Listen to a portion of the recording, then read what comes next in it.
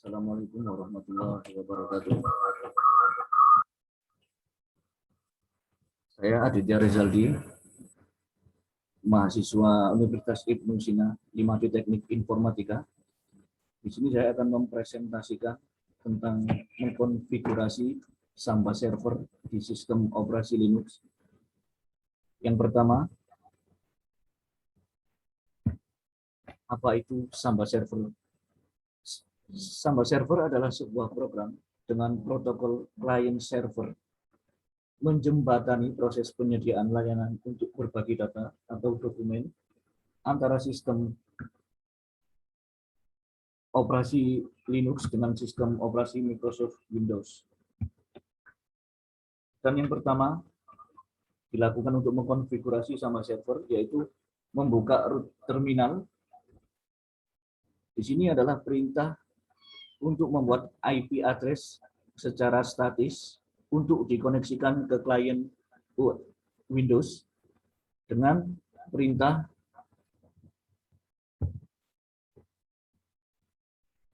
nano /etc/network/interface. Lalu masuk kepada yang kedua di terminalnya. Di sini kita membuat IP statisnya secara manual dengan mengetikkan perintah the primary network interface auto np0s3 iface np0s3 init static dengan IP address. Di sini saya membuat IP address servernya 192.168.10.1 dan untuk subnet masknya 255.255.255.0. Lalu langkah yang ketiga yaitu dengan menekan untuk menyimpan konfigurasi IP yang sudah kita buat tadi dengan menekan Ctrl plus X lalu Y lalu Enter. Setelah kita merestart IP tadi, kita masuk ke root terminal kembali, yaitu dengan mengecek IP yang sudah kita buat dengan perintah IP A lalu Enter. Dan di sini terlihat di bawah link Ether init 192.168.10.1/24. Jadi di sini servernya adalah 192.168.10.1. Nanti saya di sistem operasi Windows-nya untuk klien, di sini nanti saya akan membuat IP 192.168.10.2. Lalu dengan langkah yang keempat, yaitu masuk ke sistem Windows dengan memilih network internet, lalu change adapter setting.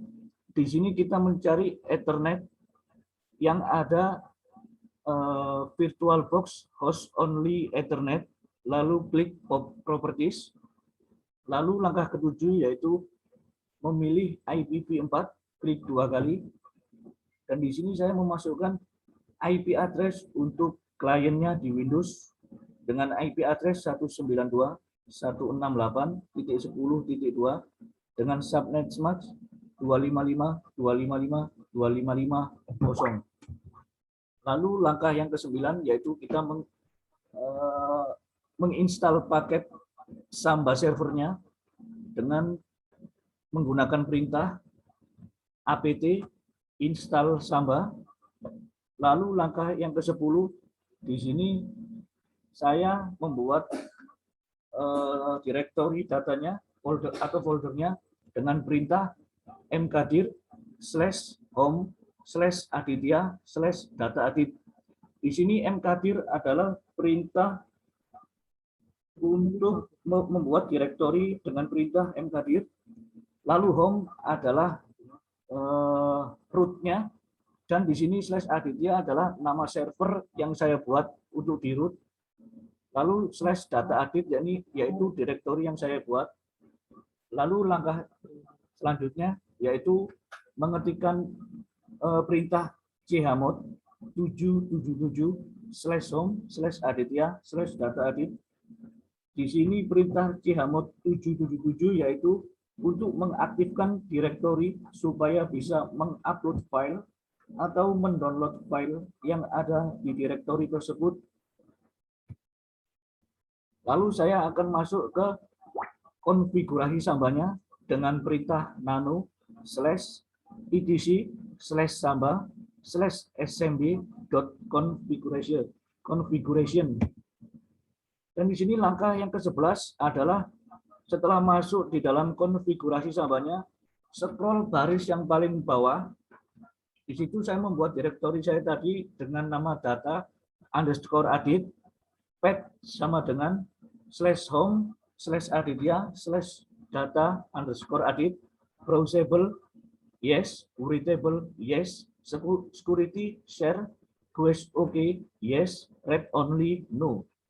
Dan di sini masing-masing perintahnya yaitu path, letak file yang akan dibagikan, browsable di sini saya membuat yes, berarti dapat dilihat oleh publik. Lalu untuk readable-nya saya juga memilih memberi perintah yes, berarti user client dapat menambahkan file atau folder. Jika no, maka sebaliknya. Dan di sini quest saya memilih no, berarti izin untuk klien harus dengan password, dan jika yes, maka sebaliknya.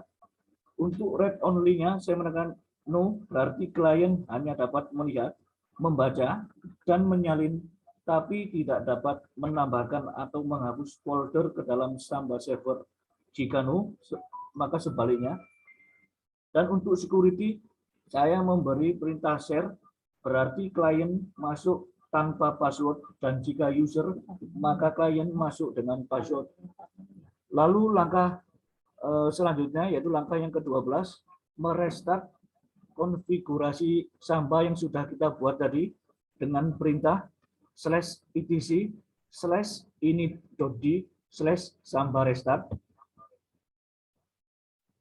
Lalu untuk konfigurasi yang terakhir, kita masuk kepada klien sistem operasi Windows-nya tadi yang sudah kita buat IP kliennya. Di sini kita menuju network, lalu kita panggil IP address servernya tadi dengan slash 2 kali 192.168.10.1. Dan di sini adalah hasil dari Samba server yang sudah terkoneksi. Dan di langkah ke-15, terakhir saya mengcopy paste file laporan praktikum Big Data dan Cloud Computing saya di folder Samba server yang sudah saya buat di data edit. Di OS Linux dan OS Windows ada file yang saya copy paste. Dan di sini kesimpulannya, Samba server berhasil dan sudah terhubung karena saling terkoneksi antara server dan kliennya.